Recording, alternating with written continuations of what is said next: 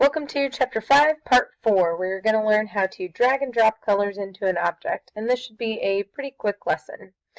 So what I need you to do is make sure you have your last name, first name, Oahu magazine cover open.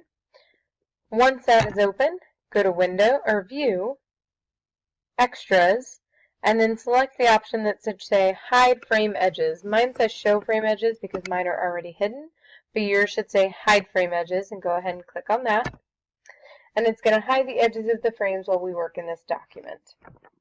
So now what we're going to do is open up our swatches panel.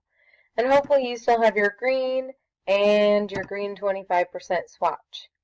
And what I want you to do is click on the green swatch, and then you're going to click and drag over to your blue outline.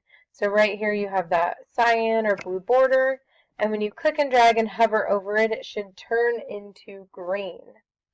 Now I want you to open up your Layers panel, and you're going to toggle the visibility of the photo layer.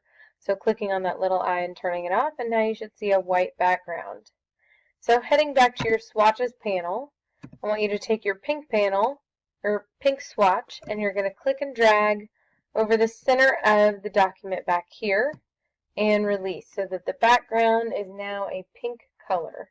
And that is how we change the fill of colors using the drag and drop function.